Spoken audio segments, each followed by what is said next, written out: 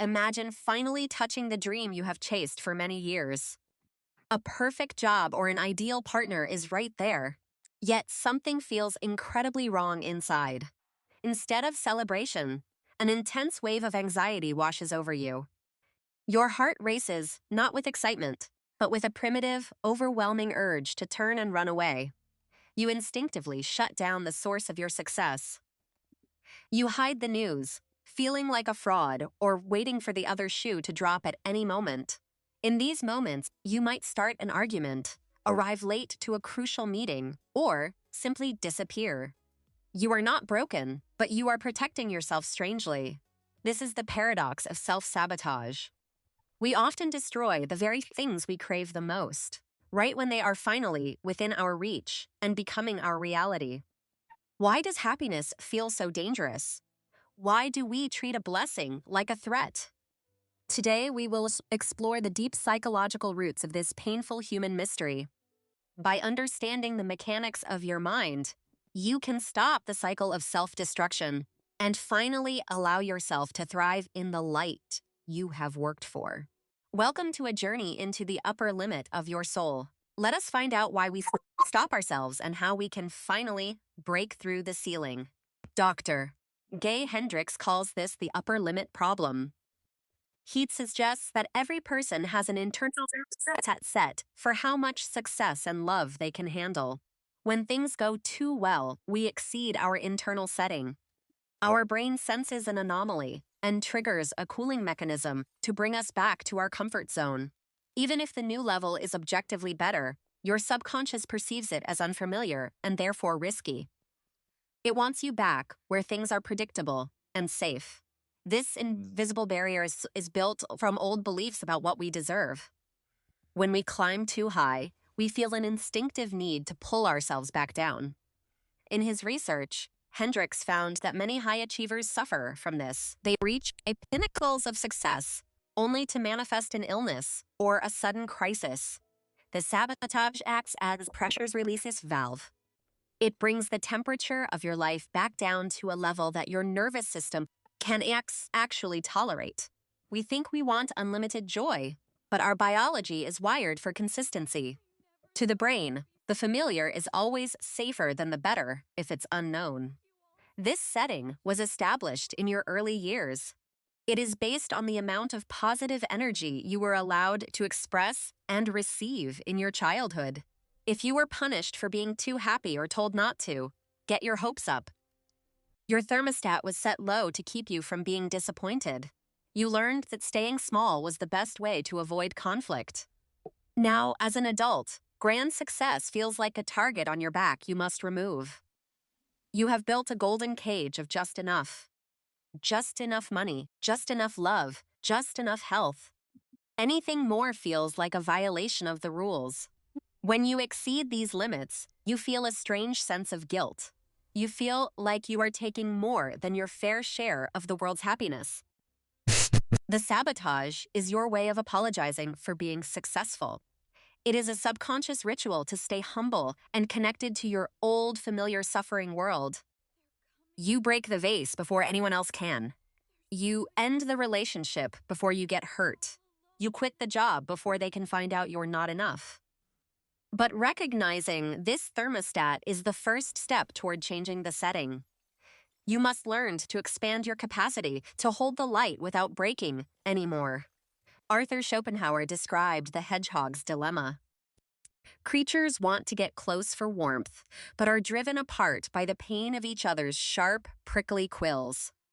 This is exactly how many of us handle intimacy.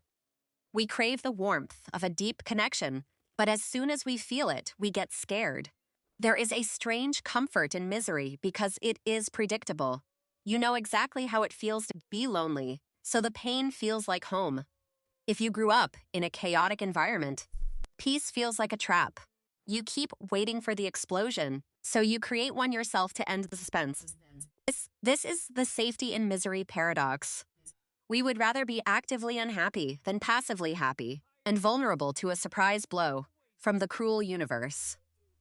John Bowlby's attachment theory explains that we recreate our early wounds. We follow the only script we know, because improvising a happy life feels far too dangerous. We play the victim, the loner, or the failure because those roles are familiar. Stepping into a new role of a happy person feels like an imposter. Even when the golden path opens up, your legs reflexively turn toward thorns. At least you know how to navigate the pain of the thorns. We choose the certainty of sadness over the uncertainty of joy. We sabotage our joy to reclaim a sense of control over our own inevitable suffering.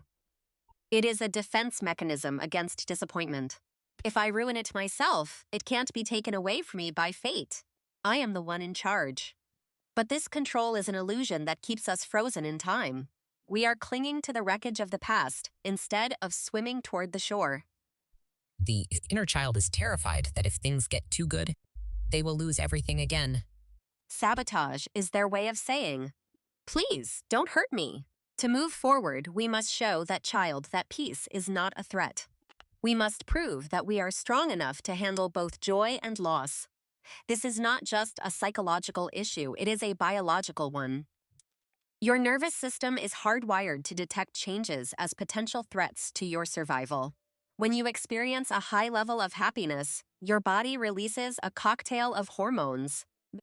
For a brain used to stress, these signals feel like danger. Your amygdala can't distinguish between the thrill of a promotion and the fear of a predator. Both trigger a state of high physiological arousal in you.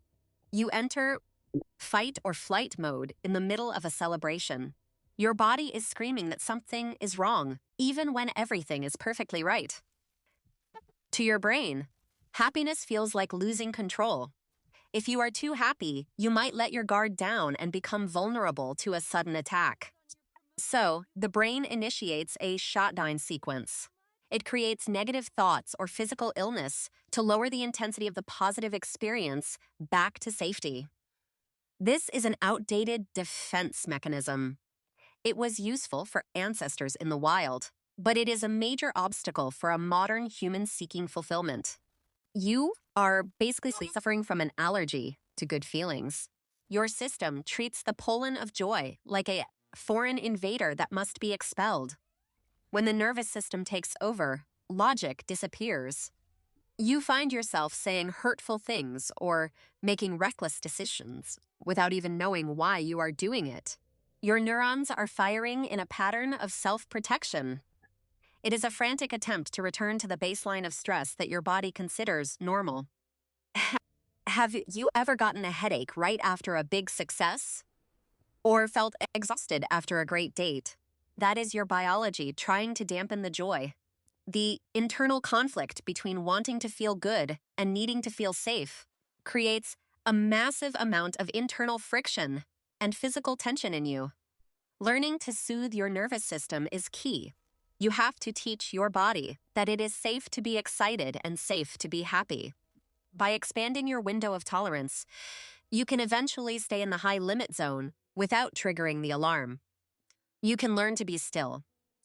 Let's look at the tactics of sabotage. It often starts with fault finding. You pick a fight over nothing just to break the uncomfortable tension of intimacy. You become hypercritical of your partner or yourself.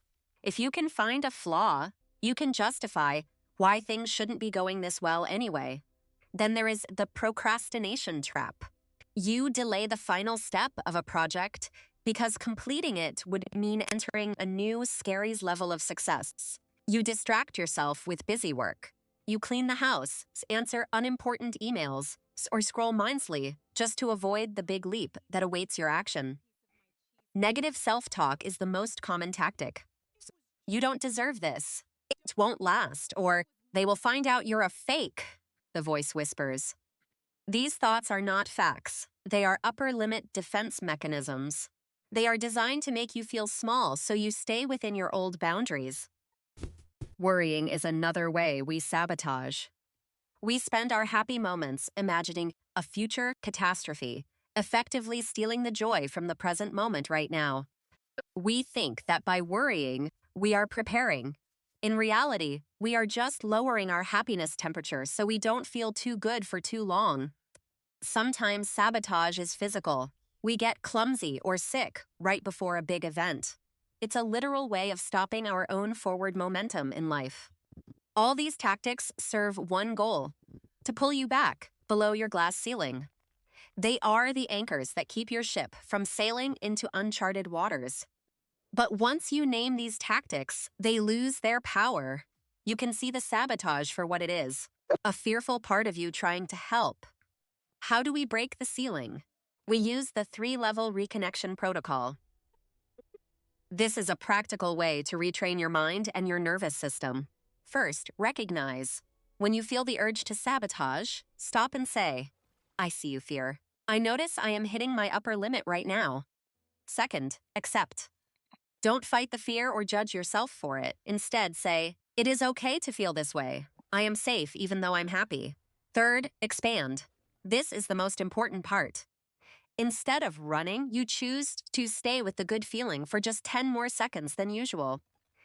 Use grounding techniques like deep breathing or touching your heart. Tell your nervous system, "Thank you for protecting me, but I can handle this much light."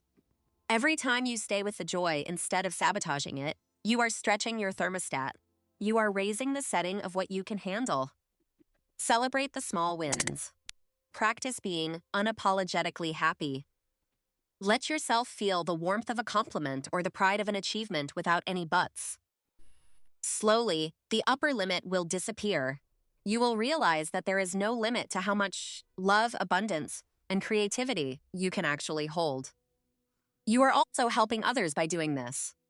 When you allow yourself to shine, you subconsciously give other people permission to do the exact same thing.